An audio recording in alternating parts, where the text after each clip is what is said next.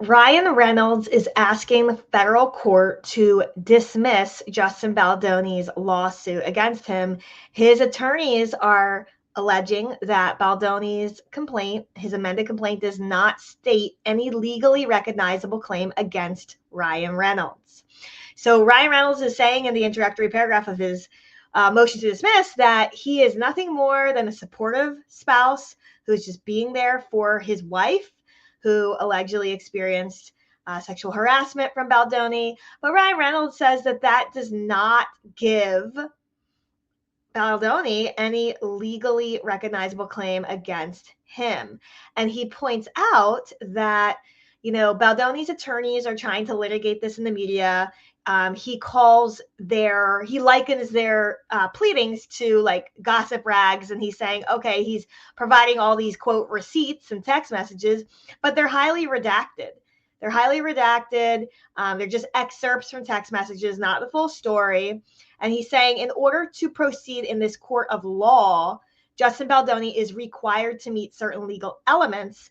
And Ryan Reynolds' team says that he has not done so. So they're asking the New York federal court to dismiss Baldoni's defamation suit against Ryan Reynolds. He's saying that, Baldoni has hurt feelings over this whole issue.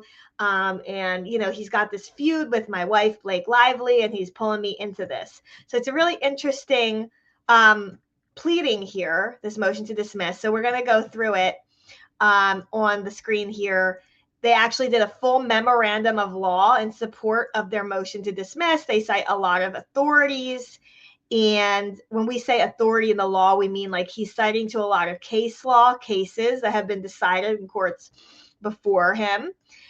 He's also citing to a number of different statutes as well, and court rules as well. So in the introductory paragraph, which is really where the attorneys lay out their high-level overview of the case, and in an introductory paragraph, you really want to try to compel the court to give your strongest reasons as to why the court should rule in your favor. So this is what Ryan Reynolds is saying.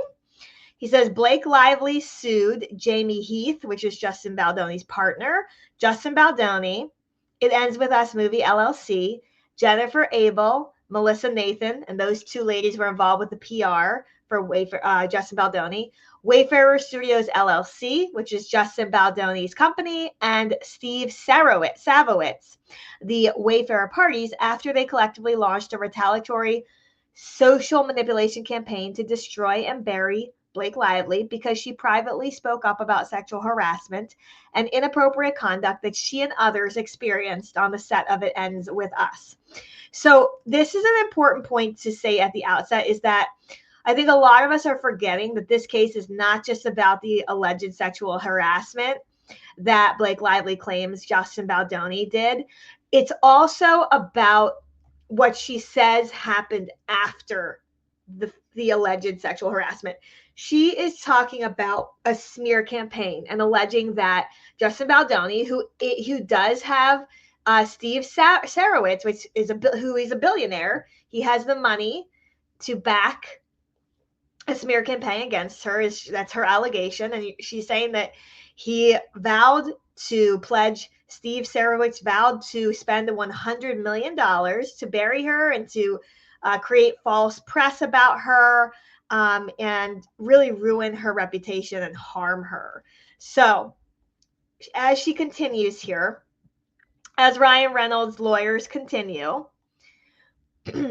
they state that, so what does Ryan Reynolds have to do with that, legally speaking, other than being a supportive spouse who has witnessed firsthand the emotional, reputational, and financial devastation Ms. Lively has suffered? Nothing.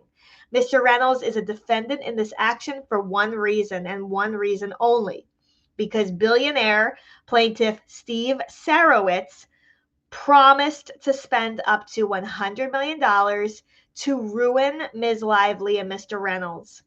The first amended complaint that Sarowitz and his co-plaintiffs filed seeks to fulfill that promise by polluting this court's docket with hundreds of paragraphs of clickbait designed for an audience other than this court, with virtually no bearing on cognizable legal claims. So to break it down, this means Ryan Reynolds' lawyers are calling it out right at the outset. They're saying, Your Honor, in order to succeed in a court of law, the pleading has to state all of the elements of each cause of action. And he's saying they have not done that. He's saying this is not some, gossip column where you throw out all of these personalized text messages and try to influence the public. This is a court of law where they do have a legal burden that they have to meet in their filings, which is in your initial filing, you have to state a claim. And when you say, I have stated a claim successfully, that means that you've alleged each element of the cause of action. So, for example, in contract cases, we have a duty. There has to be a duty, right? An obligation of one party to the other. There has to be a breach of contract. Then there has to be causation, meaning that the breach of the contract or the breach of the promise resulted in the harm. And then there also has to be damages, that the person who allegedly was the victim of the contract breach suffered some harm, right? That's recognizable. That's quantifiable, right? And there are other types of harm that are recognized under the law, different types of cases like emotional distress and things of that nature. But there are basic elements of a claim, and it can be very persuasive in a motion to dismiss to basically go after gaps in the other party's filing and say they did not even allege, element C out of the A, B, C, and D that they have to allege in order to state a claim for a particular cause of action. So, in this case, it's defamation, right? So there are certain elements that Baldoni will be required to prove in order to get a civil judgment from Ryan Reynolds for defamation. And remember, we're at the initial pleading stage. So that means it does not mean that you have to prove anything at this stage. The proofs come later. You do have to meet your burden as the case goes on. And there are different stages of litigation. We're at the initial pleadings. And this is an initial motion to try to dismiss Baldoni's claim by saying, listen, he doesn't even state a legally recognizable claim against me, right? So Ryan Reynolds' attorneys go on to state the Wayfarer parties have described the First Amendment complaint as their most recent attempt to put, quote, all of the evidence before the court and the public, end quote. That is a daunting concession, given the lack of any actual evidence supporting any legally cognizable claim against Mr. Reynolds. The Wayfarer party's so-called receipts include annotated excerpts, many with heavy redactions made by some unidentified person, of emails, text messages, videos, and photographs, such as large colored photographs comparing Mr. Reynolds' long hairstyle in a movie with Mr. Baldoni's long hairstyle at some point in his real life. But the First Amendment complaint is a pleading, not a gossip rag, and these so-called receipts fail to establish the requisite elements of a single one of the many causes of action alleged against Mr. Reynolds. That's a very persuasive point to make up front, is to remind the court that even though Brian Freeman and the Baldoni's team of attorneys has been trying to litigate this in the media and in the court of public opinion, we are operating in a court of law, and they do need to meet their legal requirements to properly state a claim in order to survive a motion to dismiss. So, and motions to dismiss are often not granted, right? Because the court does have great discretion at the initial stages to allow for continued amendments of the complaint. For example, Baldoni has already amended his complaint previously, and the court can say, I'm going to give you leave and I'm going to give you time to go ahead and amend your complaint again to state missing elements of a claim. Courts do tend to be more liberal about that at the beginning stages of the litigation, so as to allow claims to get on to the next part of the process, which is the discovery. So next, and it's really important here, I think, that they're calling out the fact that they have included Ryan Reynolds in this lawsuit. And there's a lot of conjecture and speculation about like what Ryan Reynolds' alleged motive or, was in this case. But they're pointing out the fact that there is, what is the evidence? What is the evidence that they have set forth that really would state a legally recognizable claim? So the entirety of plaintiff's defamation claim appears to be based on 2 times that Mr. Reynolds allegedly called Mr. Baldoni a predator. Okay. So they are saying the Wayfarer parties attempt but fail to assert 6 causes of action as to Mr. Reynolds. Each fails to plead facts that are sufficient to establish a prima facie case as a matter of law. For example, the plaintiffs collectively assert a claim for defamation without pleading a single complete statement or identifying the time or place of such statement, nor can they, because no such defamatory statement exists. Further, the entirety of plaintiff's defamation claim appears to be based on 2 times that Mr. Reynolds allegedly called Mr. Baldoni a predator. But the First Amendment complaint alleges no plausible facts that suggest Mr. Reynolds did not believe this comment to be true. Instead, the relevant First Amendment complaint allegations suggest that Mr. Reynolds genuinely, perhaps passionately, believes that Mr. Baldoni's behavior is reflective of a predator. Even if the First Amendment complaint plausibly alleged that Mr. Reynolds called Mr. Baldoni a predator while believing the opposite, which it does not allege, the law establishes that calling someone a predator amounts to constitutionally protected opinion. And the First Amendment complaint's thin-skinned outrage over a movie character, the satirical, quote, woke nice pot pool, does not even pretend to be tied to any actual legal claims. Instead, it falls into the First Amendment complaint's general allegation of hurt feelings, which in reality is nothing more than a desperate effort to advance the same curated bully image that the Wayfarer parties created and disseminated in the retaliation campaign they launched against Ms. Lively in August of 2024. So let's unpack this. As we know, there was that movie, Deadpool, where it's been so overplayed on social media, the scene where Ryan Reynolds has his long hair up in a ponytail, and people have speculated that he's making fun of Justin Baldoni. He's talking about how, Justin Baldoni, he's talking about, I've made my, profession, I've made my career being sensitive to women, et cetera, which Justin Baldoni has espoused to be for his purposes of his career. So, they're suggesting that Ryan Reynolds was doing a spoof on Justin Baldoni and making fun of him.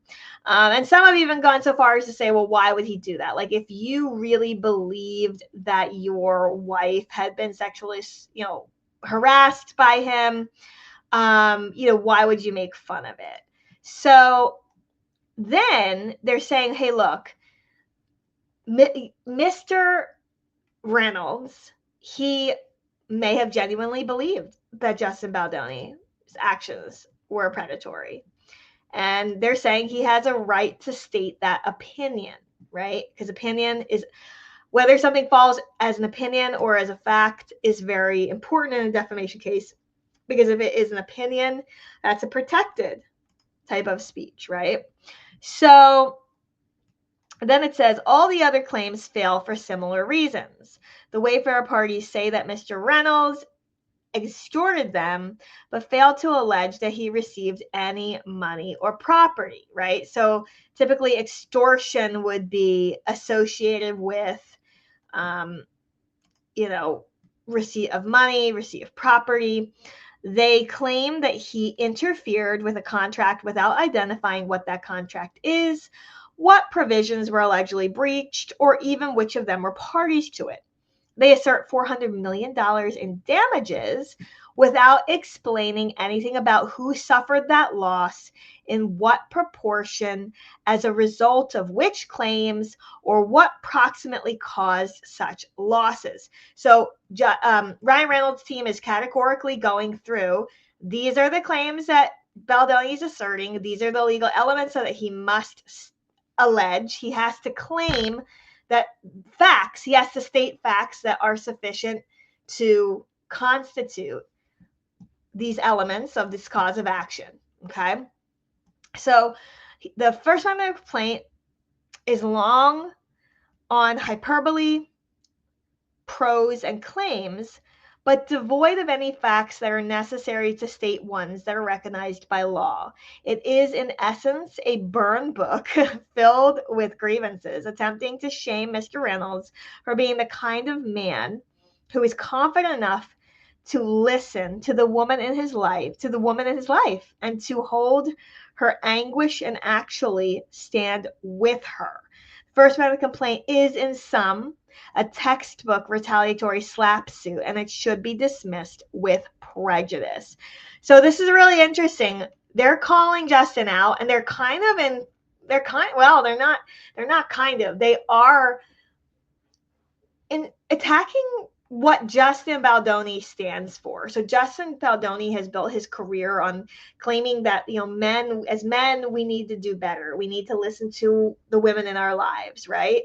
We need to, put aside our feelings of having to be macho or overly masculine, and be more sensitive. And in fact, Nick Viall on the Viall Files, regardless of how you feel about Nick Viall or not, he's gotten a lot of flack about being very team Ryan Reynolds, very team and pro Blake Lively. He's openly stated that he's met Ryan Reynolds before, but bottom line is that Nick Viall has pointed out, and he has played one of Justin Baldoni's TED Talks where Justin Baldoni is saying that as men, we need to, listen to women, even if what they're saying is against us as men, right? So I can see that the lawyers for Ryan Reynolds are trying to bring in that sentiment here. And they're saying, hey, look, Ryan Reynolds is standing by his woman. He's standing by his wife, and he's listening to her, and he's empathizing with her.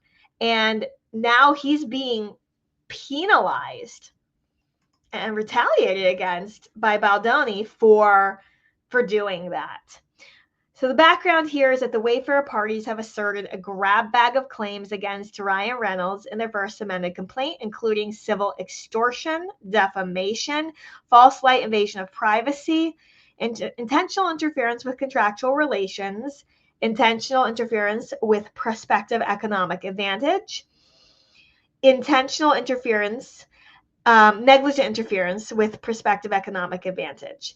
The Wayfarer parties claim that they have suffered no less than $400 million in compensatory damages, plus mental pain and anguish, and severe and serious emotional distress, not to mention, quote, hurt feelings, for which they post they deserve additional compensation. So they posit that they deserve additional compensation for these hurt feelings.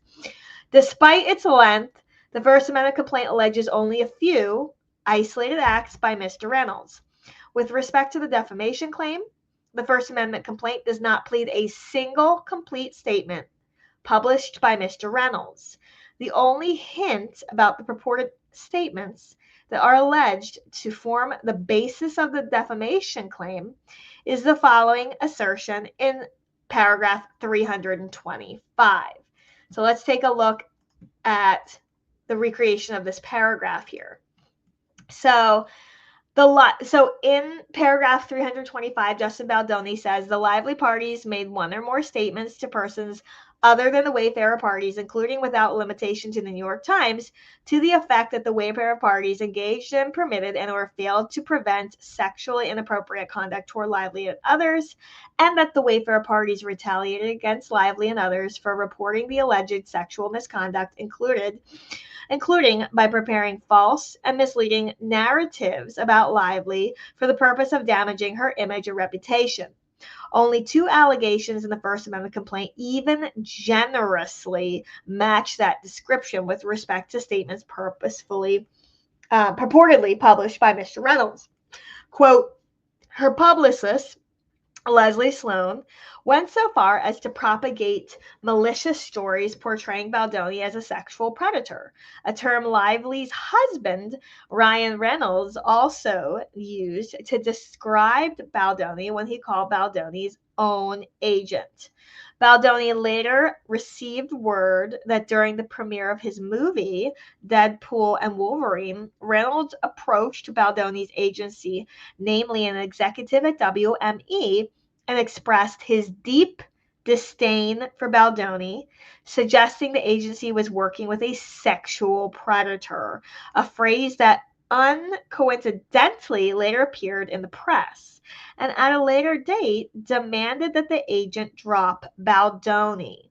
So those are the 2 statements that they're alleging came from Ryan Reynolds. Apart from these 2 statements, the totality of the First Amendment complaint's allegations against Mr. Reynolds are that Mr. Reynolds demanded that the Wayfarer parties publicly apologize for so-called mistakes during production of the film, was present during a meeting at the apartment that he shares with Ms. Lively, at which he praised Ms. Lively's version of a scene in Mr. Baldoni's presence, allegedly contributed some writing of his own to the script, admonished Mr. Baldoni for asking about Ms. Lively's weight, and demanded that a scene be removed from the movie.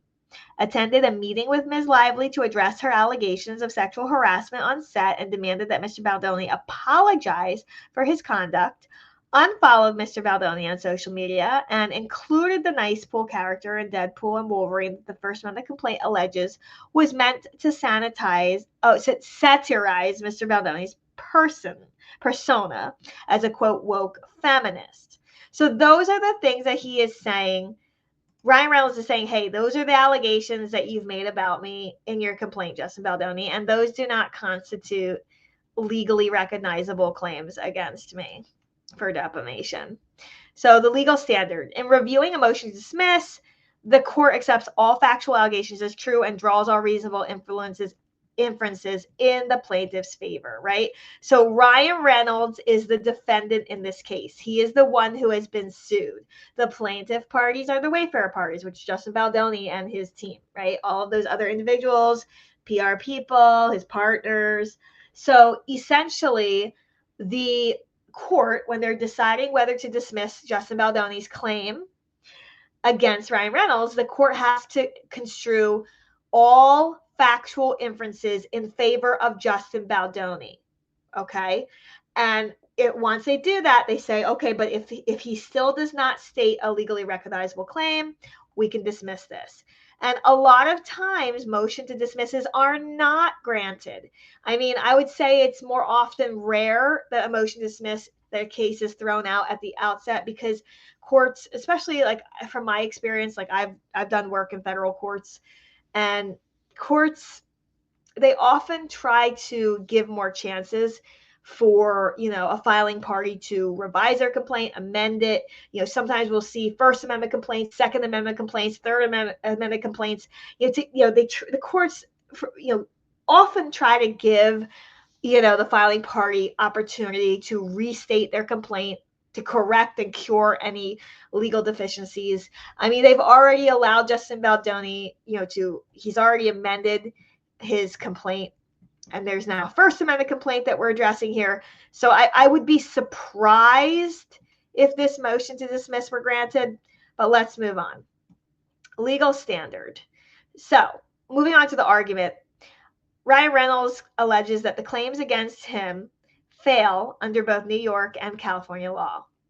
While the Wayfarer parties appear to agree with Ms. Lively that California law applies to the allegations in the case she filed, that does not answer what law applies to the Wayfarer parties' claims against Mr. Reynolds. The choice of law may vary by defendant and also by specific claim, even against the same party. So that's really interesting, right?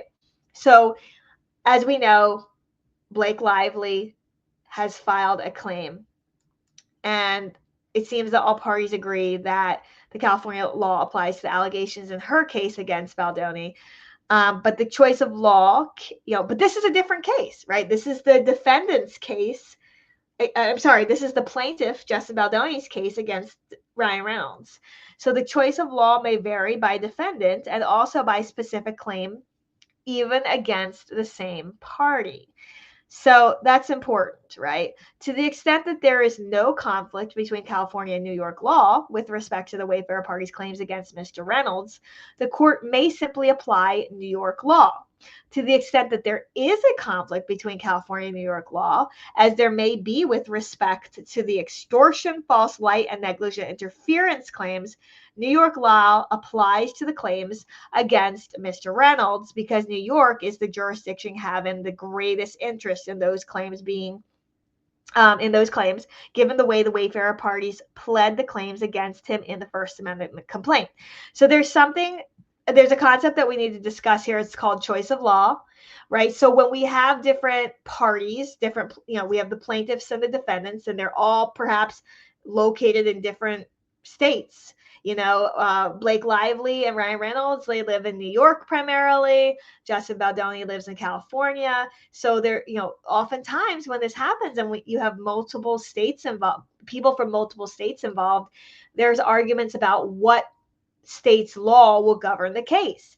And that is important because certain states have more favorable laws when it comes to certain types of claims. So in New York or in California, it might be easier or harder to state a claim for certain of these claims, such as extortion, false light, negligent interference, et cetera, et cetera. So they're going to fight. They're going to fight about which law applies. And Ryan Reynolds is saying that New York's law should control here.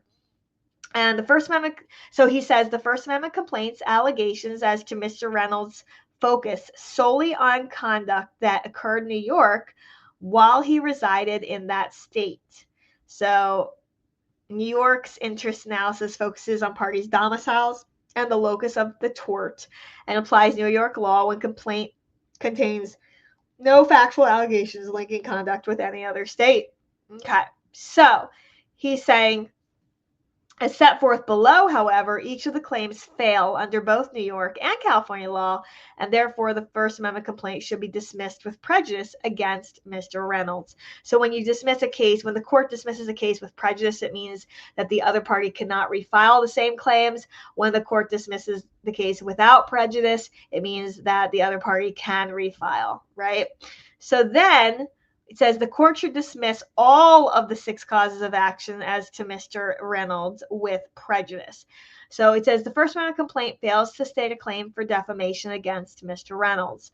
The defamation claim fails as a matter of law. It is fatally deficient because the First Amendment complaint does not identify a single allegedly defamatory statement that was published by Mr. Reynolds, including either of the predator statements. Moreover, to state a claim for slander, a plaintiff must plead a defamatory statement of fact that is false, published to a third party, of and concerning the plaintiff, made with the applicable level of fault on the part of the speaker, either causing special harm or constituting slander per se and not protected by privilege. So that's a lot of different elements that one must prove in order to recover for slander, right? So then the Ryan Reynolds attorneys then say the First Amendment complaint fails to plead the claim in virtually every respect. The Wayfarer complaint does not sufficiently identify any defamatory statements published by Mr. Reynolds. The court should dismiss the defamation claim as to Mr. Reynolds because the First Amendment complaint does not include allegations specific enough to afford him sufficient notice of the communications complained of to enable him to defend himself, right? So in order to state a claim, right, or to state that somebody defamed me, you have to state with specificity what were the alleged comments made, because that other person here, Ryan Reynolds, they need the opportunity and the chance to be able to defend themselves against that your claim, right? and to say, no, I didn't do it. So you need to know in advance, what are the allegations that this person is making against me? Okay. So then it says, as to the agent's statement, the First Amendment complaint does not plead what Mr. Reynolds said, when he said it, or any of the context surrounding the conversation during which he purportedly uttered the agent's statement. Paragraph 8, they say, states only that Mr. Reynolds used the term sexual predator to describe Mr. Baldoni during a phone call with Mr. Baldoni's agent. So they're just saying a phrase, sexual predator, was used, but they didn't give any context. They didn't even give like a full alleged statement that Ryan Reynolds had made. And the Ryan Reynolds team says the absence of these details make it impossible, for example, to determine whether this statement falls within the applicable 1-year statute of limitations under both New York and California law for defamation. The sole allegation as to the executive statement provides only slightly more detail, namely that Mr. Reynolds and an unnamed executive at WME had a conversation during a movie premiere shoot about Mr. Reynolds' deep disdain for Baldoni, suggesting the agency was working with a sexual predator. The First Amendment complaint does not allege what precise term Mr. Reynolds used in this alleged suggestion, the sentence in which he allegedly suggested it, or any information about the context of the conversations, other than that one of them was about how much Mr. Reynolds dislikes him for having sexually harassed his wife. Such bare bones pleadings fail to satisfy Rule 8 and warrant dismissal of a slander claim.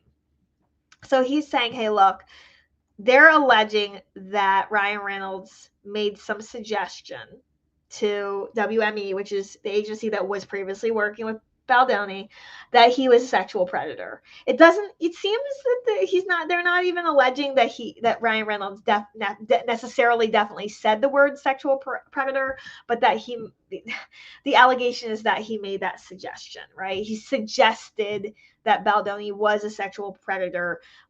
He may not have even used those words, right? Because Ryan Reynolds' team's whole point is that Baldoni is not stating with sufficient specificity what allegedly was said by Ryan Reynolds, right? So then we go on to state the predatory statements are not defamatory because they are constitutionally protected opinion. The predator statements are unactionable opinion. So we look here at the law. So Ryan Reynolds' team is citing to certain case law saying, as a threshold matter, because there is no such thing as a false idea, courts must distinguish between statements of fact, which may be defamatory, and expression of opinion, which are not defamatory. Instead, opinions receive absolute protection under the New York Constitution. So the predator statements constitute unactionable opinion because they have no precise meaning. They are not capable of being objectively characterized as true or false, and are merely a general reflection of the speaker's viewpoint. As another court in this district has explained, courts have recognized that words like scum, predators, greedy crooks, and criminals preying on street art culture are vague, imprecise statements of hyperbole considered non-actionable opinions. Well, I would like to read some of those cases because I'm interested in kind of seeing how New York courts have drawn this line, because I actually think, okay, so I understand that predator can be a very vague, open to context term, but the words together, or the phrase sexual predator, that does tend to have a rather specific meaning. So I'm very interested to read those cases and come back and speak with you about that on this channel, because I would like to kind of see how the courts are really distinguishing between the two. So next, we're going to move on to the next part of Ryan Reynolds' motion to dismiss, where he states the First Amendment complaint fails to plead any facts indicating that Mr. Reynolds' statements could be reasonably understood to have been an assertion of fact capable of being proven false, rather than a pure opinion that is not actionable under the law of New York. So the New York courts distinguish between fact and opinion, because a fact is something that is capable of being proven false, right? So next, they point out to some actual cases, federal cases applying New York law, where the court held that calling people predators is rhetorical hyperbole. There's another case, Higgins v. 120 Riverside Boulevard at Trump Place condo, where the court held that calling someone, quote, crazy is a hyperbolic expression of opinion. Another case, in the California appellate court decision, where the court held that calling someone evil, an animal, or shameless is hyperbole. While Mr. Baldoni may not appreciate being called a predator, those hurt feelings do not give rise to legal claims, because name calling, quote, does not reflect a fact, but a non-verifiable view. And then we have Brady v. NYP Holdings, where the court dismissed a defamation claim relating to a statement calling plaintiff a gadfly. Now, it's interesting, and they're saying, the First Amendment principles ought to be obvious to and even celebrated by a group of litigants who have spent most of the past few months calling Mr. Reynolds and his wife bullies and liars. So now they're taking their shots back, right? So we saw that, Brian Freeman and Baldoni's lawyers have taken some, they've taken some shots in their, a lot of shots in their pleadings, some of which are sarcastic. And then it looks like Ryan Reynolds' legal team is now taking that same approach, throwing in some, mutter under your breath, backhanded comments as well. But, what's really interesting here is that I actually think, and I'm going to actually say that it's in this context where Blake Lively filed a sexual harassment, civil rights complaint with the California Civil Rights Department, claiming that there was inappropriate workplace conduct, alleging sexual harassment. I actually think that those facts in these circumstances would suggest that a statement by Ryan Reynolds, if he said it, that Justin Baldoni is a sexual predator, actually would be a fact capable of being proven or disproven, because because Justin Baldoni either engaged in actions that are legally recognized as sexual harassment, or he didn't, right? It's one way or the other, like either he did or he didn't. So I think that's a really interesting, if I were on the other side of this, if I were representing Baldoni, I would try to distinguish what Ryan Reynolds' team is trying to do here, which is clever, right? But I would distinguish it and say, no, in this concept, because they're looking at case law that says someone's a predator. It's I argue and I submit that it's very different to call someone a sexual predator. Using those words together does have a very distinct meaning, especially in our culture and in this time of life, right, in this time of our society. And I think that, coupled with the fact that Blake Lively filed that sexual harassment claim with the California Department of Civil Rights, I think that I disagree with Ryan Reynolds' presentation of such a statement as purely opinion, right? So the First Amendment complaint fails to plead any facts indicating that Mr. Reynolds' statements could be reasonably understood to have been an assertion of fact. I disagree with that, just like I just said. capable of being proven false rather than a pure opinion. So Ryan Reynolds' team is trying to say this is just pure opinion. I said, even if Ryan Reynolds said he was a sexual predator, it's just his opinion.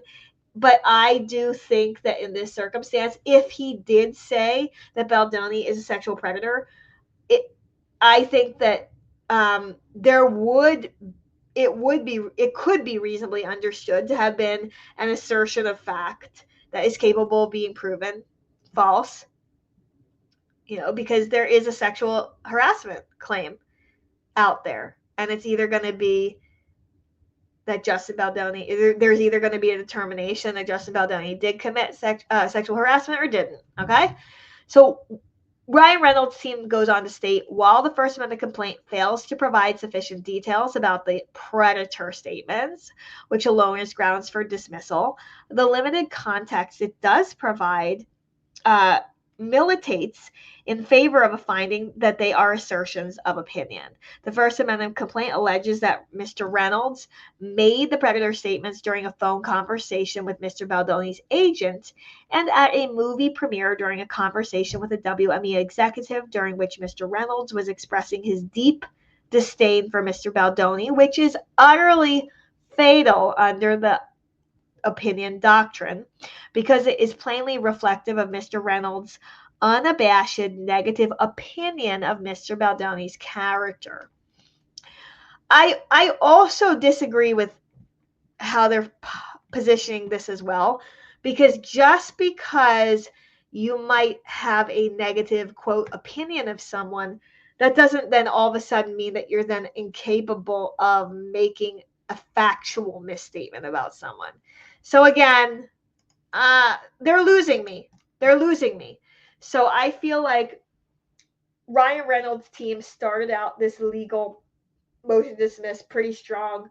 I liked their framework of how they set up the fact that this is not a court of public opinion. This is an actual court of law where the law has to be applied and you have to meet your elements. You have to state all elements of a claim in order to have it survive and move forward in the litigation process. I think that's very valid. I feel like they're kind of going down. I feel like they're going down a road here that is going to lose the court. It's losing me. I'm not persuaded by it. So then they say Mr. Reynolds has a First Amendment right to hold Mr. Baldoni or any man who Mr. Reynolds believes sexually harassed his wife in deep disdain.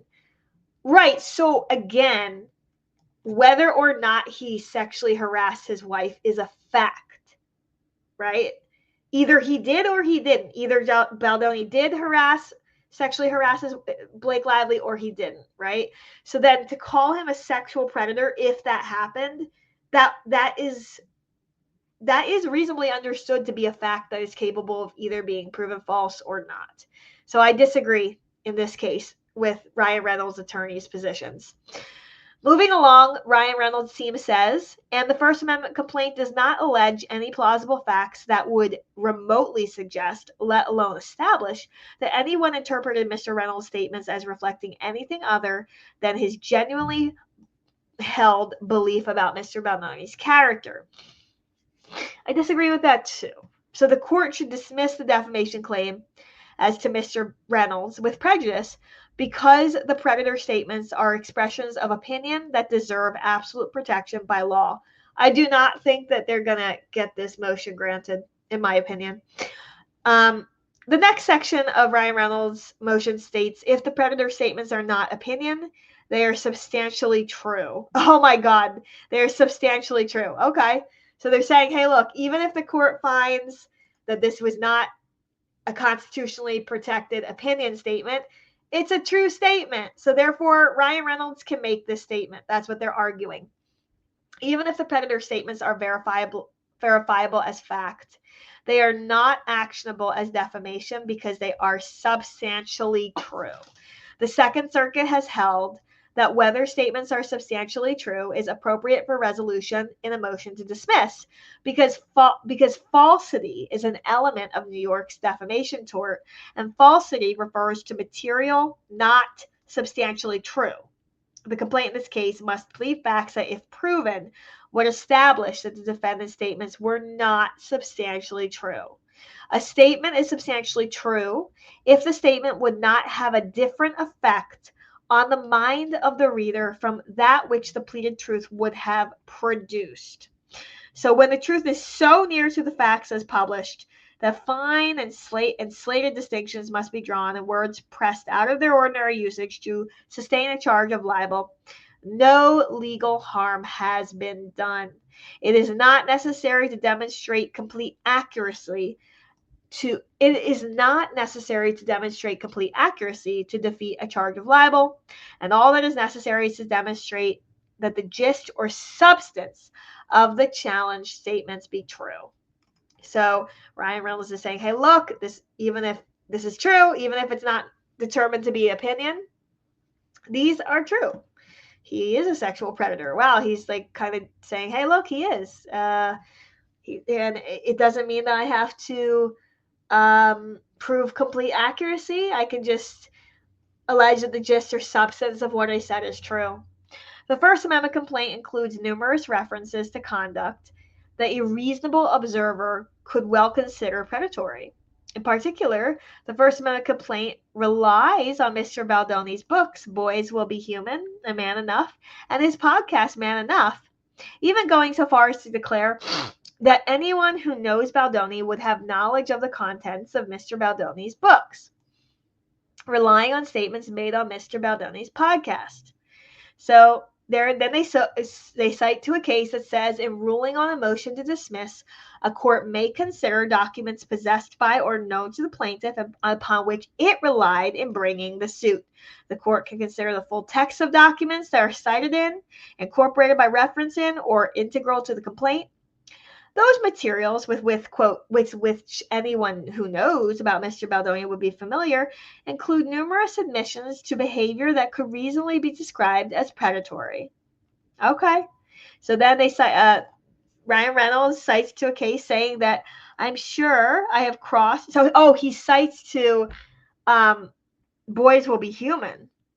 And he said, saying that, I'm sure I have crossed boundaries and lines in my teens and 20s, not even thinking about it, simply because of the porn that I was consuming.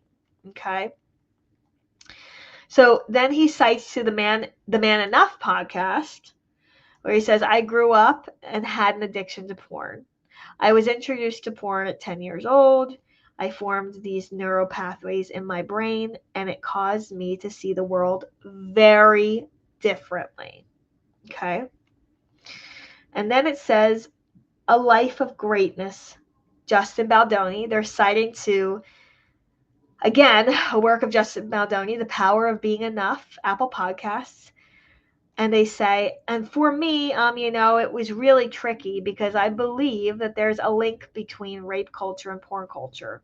I'm not calling out the porn industry. I'm calling out my relations to it. But I do believe that especially the porn that young boys are watching is very violent. And because we never, no one ever sits us down and teaches us about consent, we learn it through porn. So that was he's also citing from the Man Enough podcast. You, right, as a black man, or you as a woman, have had to put up with a lot of SHIT from people that look like me, or from me your entire life. And again, it could be laundry, or it could be laundry. It could be microaggressions for racism or sexism, whatever it is. I've done all of them. And then Justin Baldoni, they're also citing Man Enough, on defining my masculinity. I wanted as a man to claim her publicly, as on some level I knew it would make me feel more like a man.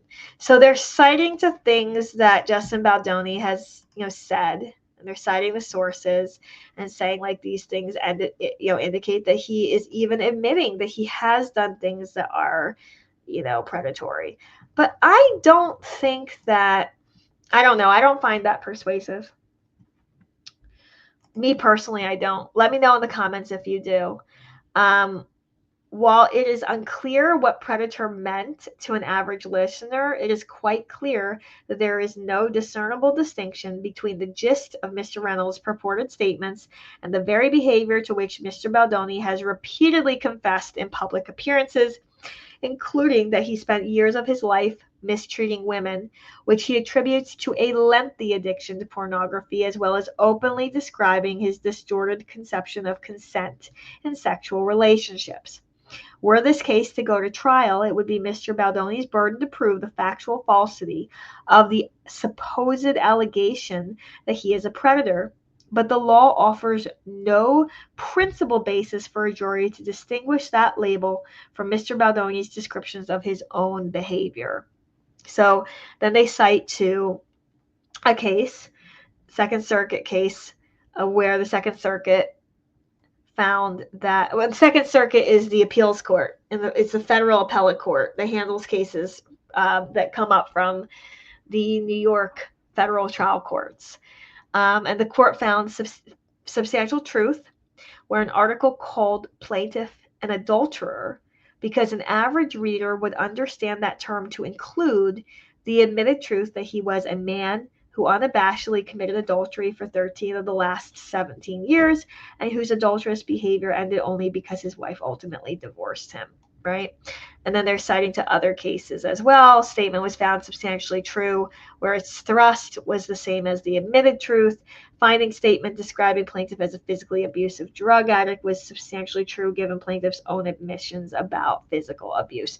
So actually, you know what? That argument is much more persuasive. That argument is more persuasive because Ryan Reynolds is saying Justin Baldoni has admitted that he has mistreated women for a great majority of his life and that he had misconceptions about sexual consent. So Ryan Reynolds is saying, hey, look, even if I did make that statement that he's a sexual predator, it's no different than the gist of the statements that Baldoni has made about his own self. And that's a very persuasive argument, I think. So then moving along in the complaint, he states it would be perverse to permit Mr. Baldoni to build an entire brand complete with a podcast, TED Talks, and books off of his confessions of repeatedly mistreating women, only to turn around and sue Ryan Reynolds for $400 million for simply pointing out in private what Mr. Baldoni has bragged about in public.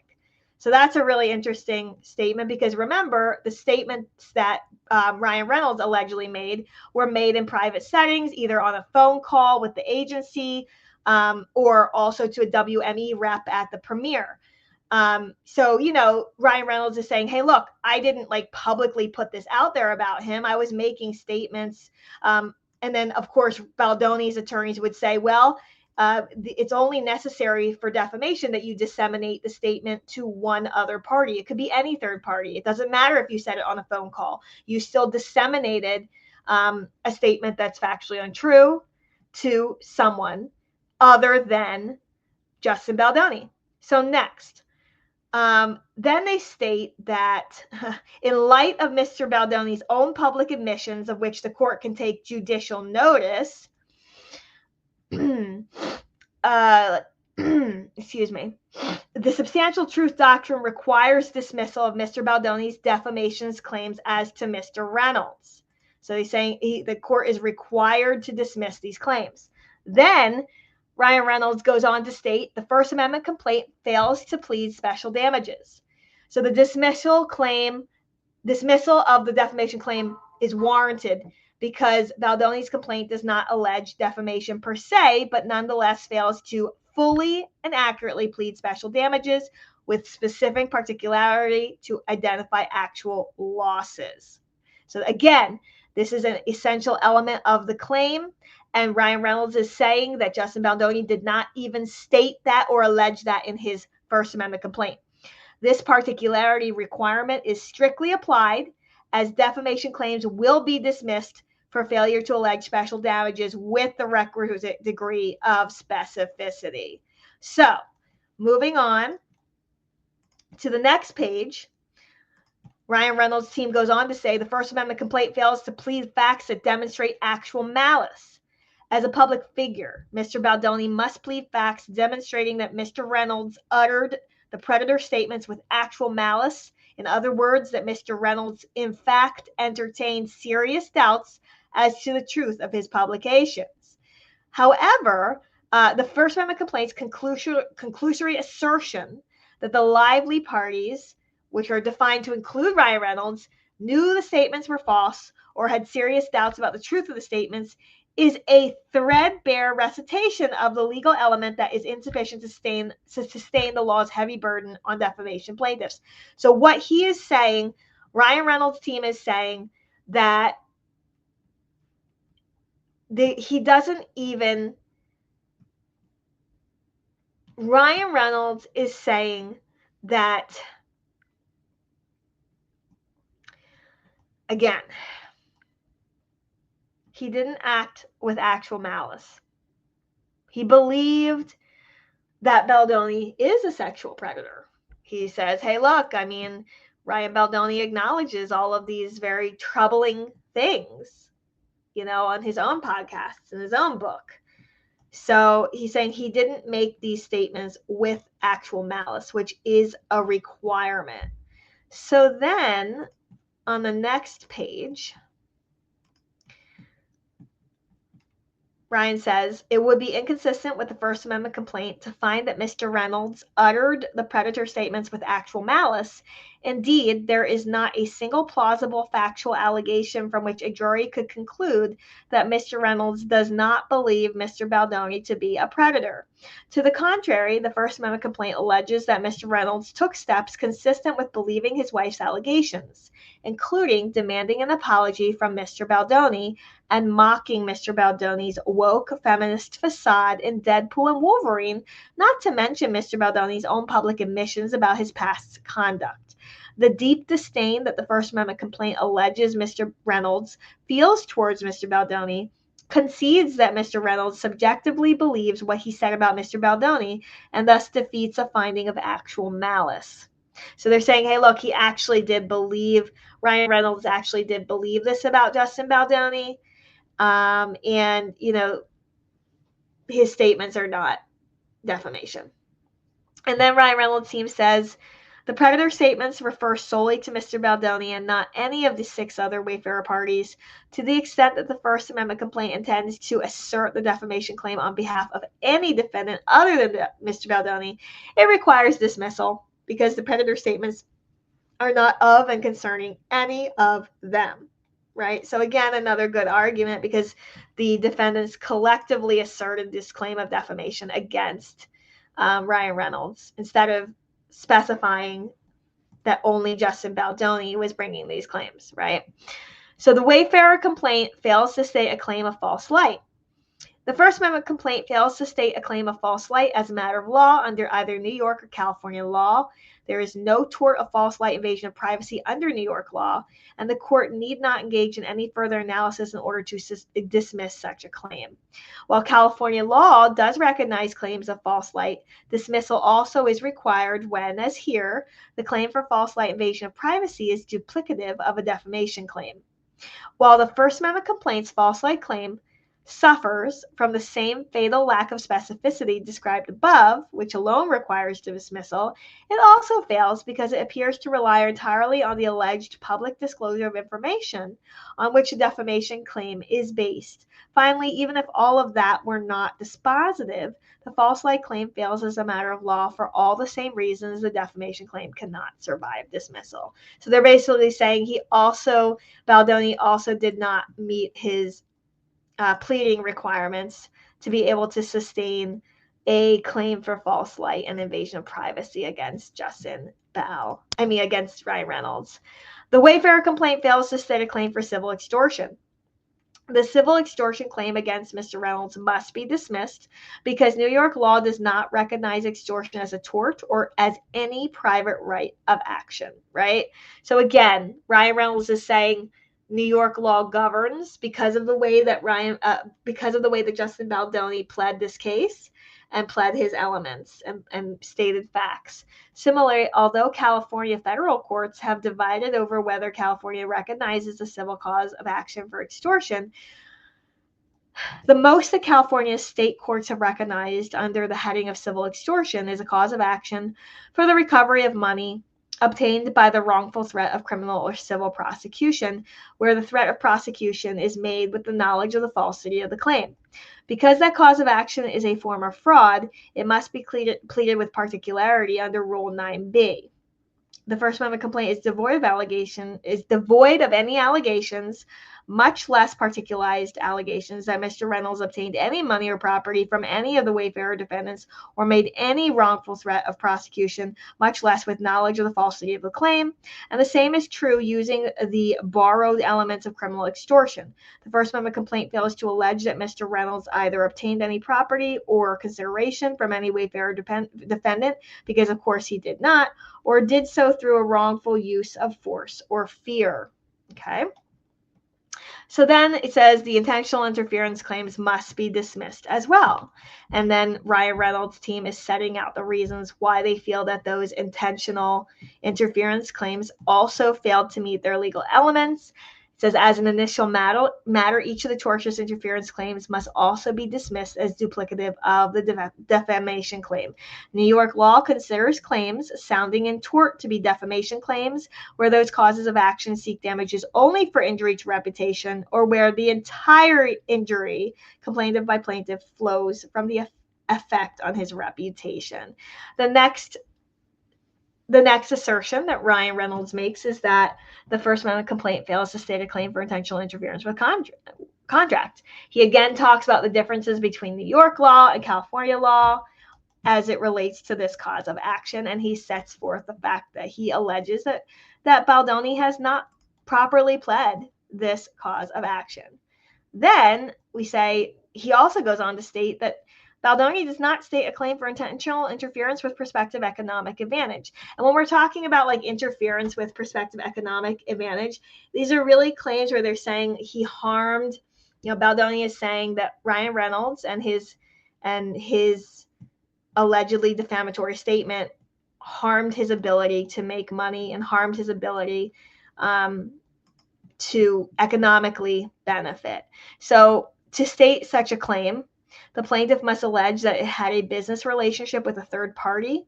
The defendant knew of that relationship and intentionally interfered with it. The defendant acted solely out of malice or used dishonest, unfair, or improper means, and the defendant's interference caused injury to the relationship.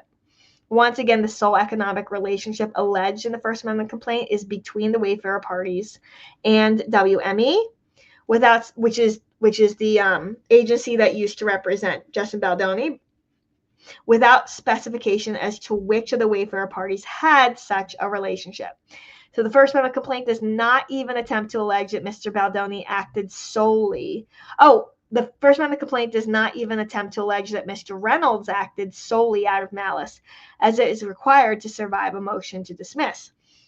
But the First Amendment complaint itself asserts that Ms. Lively and Mr. Reynolds were motivated at least in part by a desire to seize control over a film production.